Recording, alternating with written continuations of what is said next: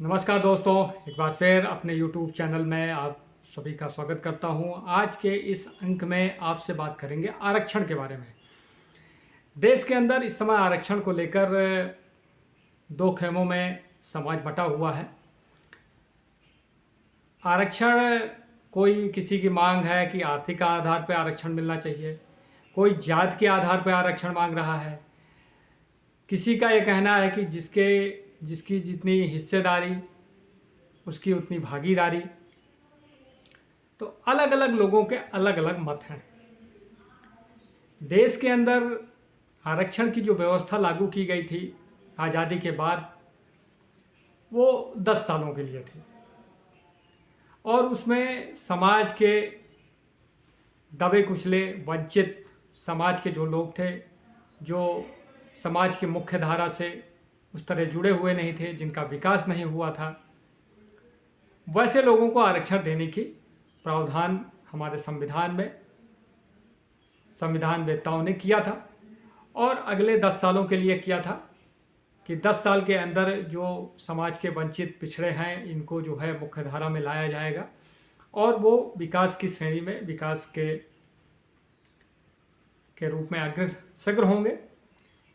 लेकिन उसके बाद किसी भी सरकार की ये हिम्मत नहीं हुई कि आरक्षण पे कोई कुछ बोल सके, कोई कुछ घटा सके, कम कर सके। आरक्षण दिनों दिन बढ़ता गया। पहले SC/ST, अनुसूचित जात जनजात ऐसे लोगों को आरक्षण मिला। उसके बाद फिर जो OBC पिछड़ा वर्ग है, उसकी काफ़ी समय से मांग थी कि हमको आरक्षण मिलना चाहिए और मंडल कमीशन जो धूल फांक रहा था, उसको VP सिंह झाड़ पोंछ के उस समय के राजनीतिक परिस्थितियों के कारण और पिछड़े वर्ग का मसीहा बनने के लिए उन्होंने मंडल कमीशन लागू कर दिया। और मंडल कमीशन का परिणाम ये हुआ कि जो आरक्षण पहले 15% था, वो फिर 27% और बढ़ गया आज के समय में। उसके बाद केंद्र सरकार में मोदी गवर्नमेंट 2019 में सवर्ण या जनरल कैटेगरी में जो अति पिछड़े हैं, जो सामान्य रूप से मतलब आर्थिक स्थिति जिनकी ठीक नहीं है, ऐसे लोगों को 10% आरक्षण मोदी गवर्नमेंट ने दिया। वर्तमान में स्थिति है कि भारत में कुल आरक्षण जो मिल रहा है वो 59.5 है। सुप्रीम कोर्ट ने जो गाइडलाइन है, सुप्रीम कोर्ट ने जो पाबंदी लगाई थी, वो 50% आरक्षण का था कि 50% का जो रेशियो है, इसको हम पार नहीं करेंगे। लेकिन क्योंकि काफ़ी समय से जनरल कैटेगरी के जो आर्थिक रूप से पिछड़े थे, ऐसे लोगों की मांग थी कि उनको आरक्षण मिलना चाहिए और सवर्ण लोगों की काफ़ी टाइम से ये मांग है कि आर्थिक आधार पर आरक्षण मिलना चाहिए। तो वर्तमान में जो SC/ST है, उस SC को 15% मिलता है, ST को 7.5% मिलता है। आर्थिक रूप से जो पिछड़े वर्ग हैं उनको 27% आरक्षण मिलता है और इसके अलावा 10% आरक्षण EBS को मिलता है, आर्थिक रूप से जो जनरल कैटेगरी के हैं। तो 59.5% जो है आरक्षण इस समय मिल रहा है देश में। जब से मोदी गवर्नमेंट आई है, सरकार अच्छी चल रही है, देश के अंदर विकास हो रहा है, हिंदुत्व का बोलबाला, सनातन को लेकर जो एकजुटता एक देश के अंदर बन रही थी और राज्य दर राज्य जिस तरह के विपक्षी पार्टियों के किले ध्वस्त हो रहे थे भारतीय जनता पार्टी के द्वारा, तो पिछले 2024 के चुनाव में आरक्षण संविधान खत्म हो जाएगा, आरक्षण खत्म कर दिया जाएगा, इसकी थोड़ी बहुत सफलता जो है विपक्षी पार्टियों को मिला। यूपी में खासकर 2-3 राज्य से महाराष्ट्र, तमिलनाडु, बंगाल, बिहार में थोड़ा बहुत, ऐसे राज्यों में विपक्षी पार्टियों को थोड़ा बहुत इस नैरेटिव का फायदा मिला। अब देश के अंदर एक अलग तरह की राजनीति स्टार्ट हुई है। पहले जेन जी का काकरोच प्रदर्शन, उसके बाद फिर अब जंतर मंतर पे अभी पिछले दिन सवर्ण समाज के बहुत सारे शुभचिंतक लोग जो है वहाँ पे इकट्ठा हुए कि आरक्षण की समीक्षा होनी चाहिए, आरक्षण खत्म होना चाहिए, आरक्षण सवर्ण मतलब आर्थिक आधार पे आरक्षण होना चाहिए। इन चमनच्यूतियों को क्या बोला जाए, इनको ये समझ में नहीं आता। आज के समय में जो आरक्षण की व्यवस्था है, 50% में पिछड़े, दलित, SC ST OBC 50% इनको आरक्षण मिलता है। 50% में सारी जनरल कैटेगरी के लोगों को आरक्षण मिलता है। पूरे देश का अगर अनुपात देखा जाए तो सारी अगर जनरल कैटेगरी की जो सारी जातियों को मिला लिया, ठाकुर, ब्राह्मण, लाला, बनिया, कायस्थ, भूमिहार, मतलब जो भी देश के अंदर जनरल कैटेगरी में आते हैं, इनकी आबादी 35% के करीब है मोटा मोटी। और जिस तरह राहुल गांधी, अखिलेश यादव का ये नारा बना हुआ है कि जिसकी जितनी हिस्सेदारी उसकी उतनी भागीदारी, और जिस तरह जातगत जनगणना को लेकर प्रेशर बनाया जा रहा है, उसके लिए आंदोलन किए जा रहे हैं, बीजेपी भी उस पर एग्री होती दिख रही है कि जातगत जनगणना कराई जाएगी। जो ये लोग धरना प्रदर्शन कर रहे हैं कि आर्थिक आधार पे आरक्षण दिया जाए, आरक्षण की समीक्षा की जाए, आरक्षण, अरे भाई, अगर आरक्षण की समीक्षा होगी, आपको 50% मिल रहा है, 10% EBS मतलब जो पिछड़े हैं जनरल में, 40% के करीब 41% और सामान्य जातियों को आरक्षण मिल रहा है। अगर आर्थिक आधार पर आरक्षण की व्यवस्था अगर देश में लागू भी हो जाए तो सबसे ज़्यादा फायदा इसका किसको मिलेगा? सवर्ण जातियों में ठाकुर, ब्राह्मण, भूमिहार, इनके पास थोड़ी बहुत ज़मीनें हैं, घर द्वार भी ठीक ठाक थोड़ा बहुत बना ही है। जब आर्थिक सर्वेक्षण होगा तो उसमें सबसे ज़्यादा किन लोगों के नाम कटेंगे? आप ही लोगों के कटेंगे। और इसका सबसे ज़्यादा फायदा कौन उठाएगा? वो लोग उठाएंगे जिनके कागज पत्तर सही सही होते हैं, जो सरकारी योजनाओं का सबसे ज़्यादा लाभ उठाते हैं, उसके बाद भी सरकार को गाली देते हैं, जिनको भारत के संविधान से उतना प्यार नहीं है जितना अपने धर्मगुरुओं के ऊपर विश्वास है, या फिर वैसे लोग जो पिछड़े समाज के जिन लोगों ने आरक्षण का सबसे ज़्यादा फायदा उठाया है, वो लोग उसका फायदा उठाएंगे, या फिर जिसकी जितनी हिस्सेदारी उतनी उसकी भागीदारी अगर वो लागू हो गया तो आप 50% से सीधे 35% पे आ जाएंगे। फिर आप क्या करेंगे? और जो ये सवर्ण जातियों के ठेकेदार बन रहे हैं, और जिस तरह वहाँ धरना प्रदर्शन हुआ और जिस तरह के वक्तव्य आए हैं लोगों के, और फिर कुछ लोग सरकार से मिल बैठकर बातचीत भी किए, ये कुछ नहीं है। 2027 में उत्तर प्रदेश का चुनाव है, योगी आदित्यनाथ मुख्यमंत्री हैं, उत्तराखंड में पुष्कर सिंह धामी मुख्यमंत्री हैं। ये सब किसी भी फूटी आँख किसी को सुभा नहीं रहे हैं। और 10 साल से यूपी में सरकार चल रही है बीजेपी की। पिछले 10 साल के पहले की क्या स्थिति थी और 10 साल के बाद यूपी की क्या स्थिति है, चाहे वो विकास का पैमाना हो, चाहे गरीबों को घर मिलना हो, बिजली की व्यवस्था कैसी है। पहले रात में दिन में लाइट आती थी, रात में लाइट नहीं आती थी, 24 घंटे लाइट आ रही है, नहीं 24 आ रही तो 20 घंटे तो आ ही रही है।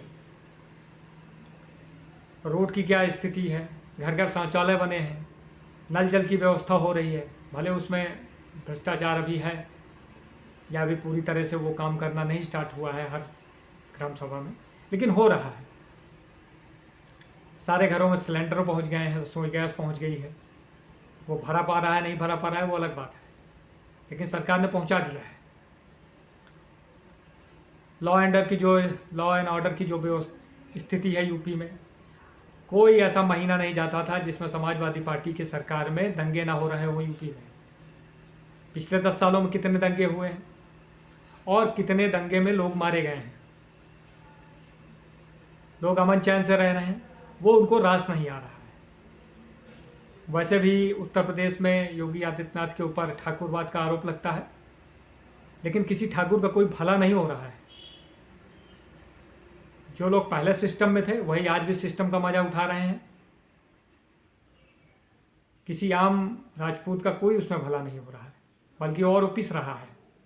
वो खाली वोट देने के लिए वो खाली ये देखता है कि हाँ योगी आदित्यनाथ हैं इसलिए वोट देना है बीजेपी को।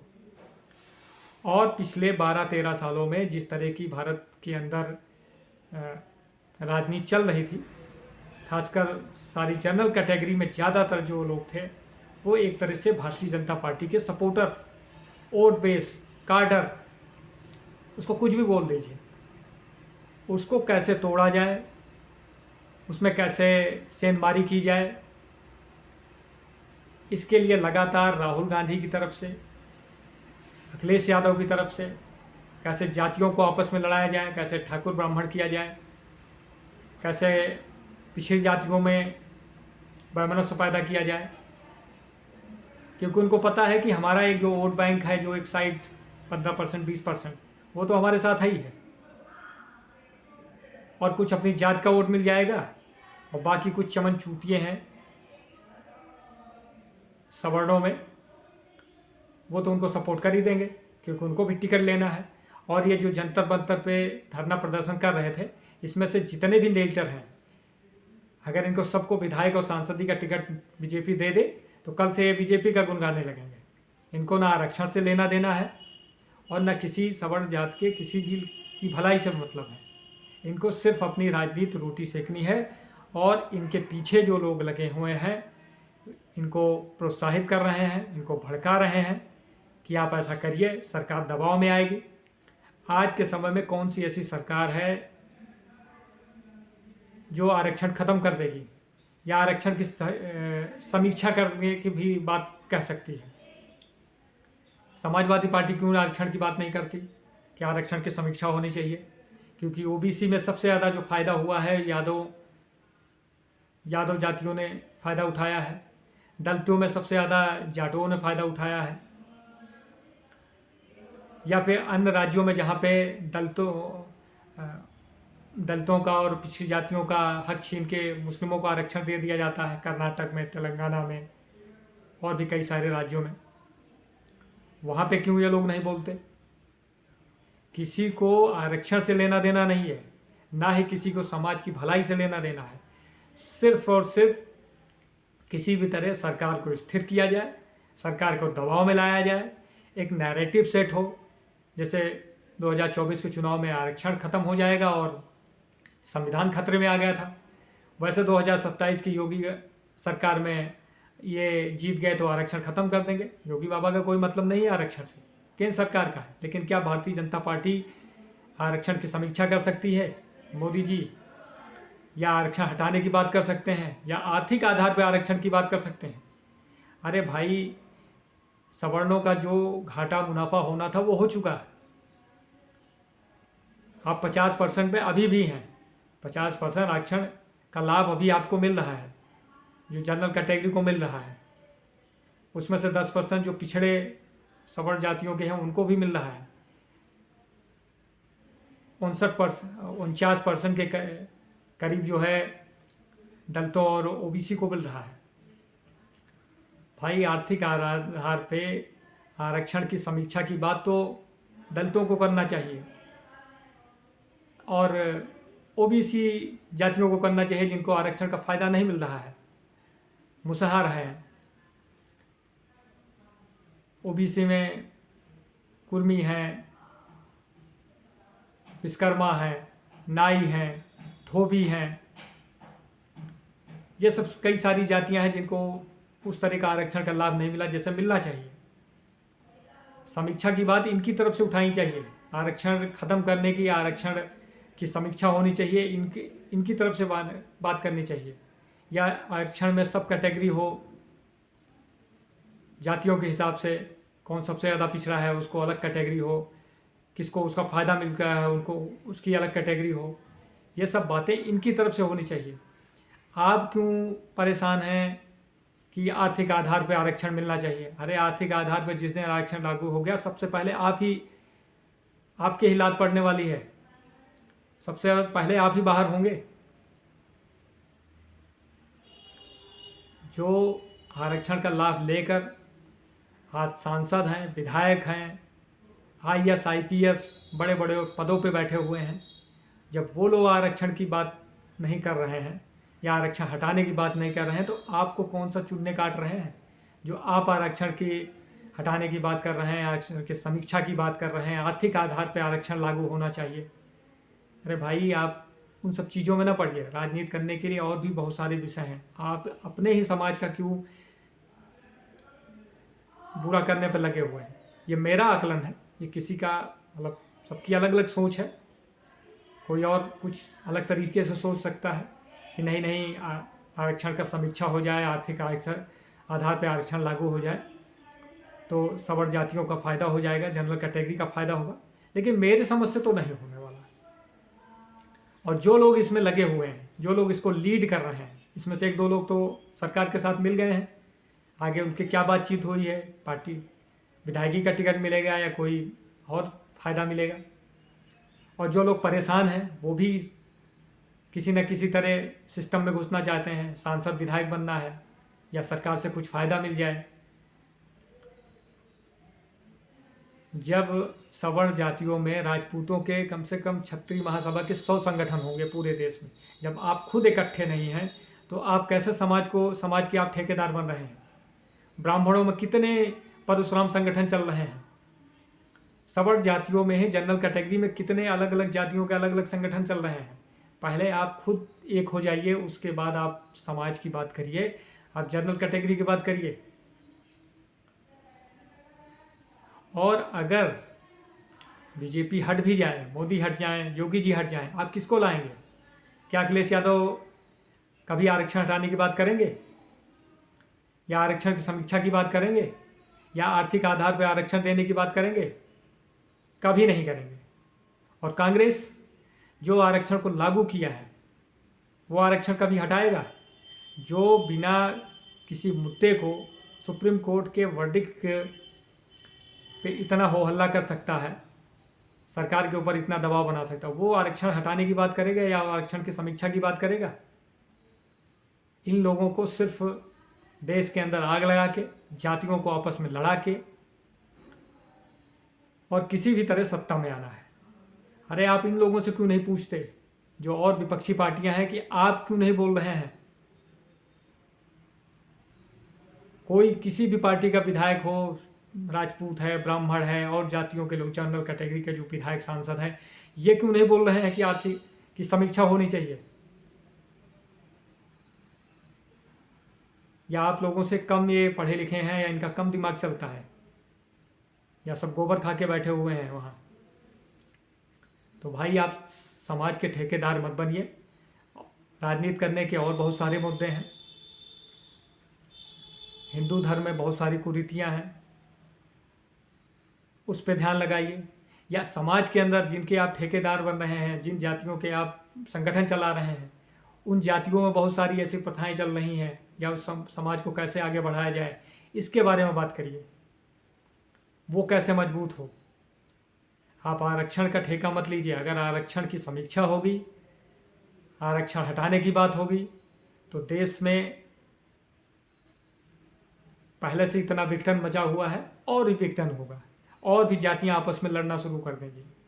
जो अभी थोड़ा सा अमन चैन देश के अंदर बना हुआ है, या जो हिंदू एकजुट हो रहा है, चाहे वो सनातन को लेकर हो, चाहे राम मंदिर को लेकर हो, 370 किसी भी मुद्दे पर हिंदू इकट्ठा हो रहा है, आप उसको क्यों बांटने पे लगे हैं?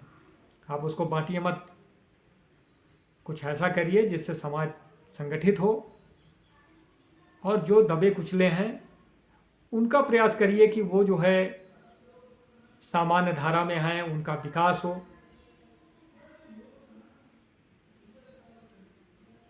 तो आज के लिए इतना ही।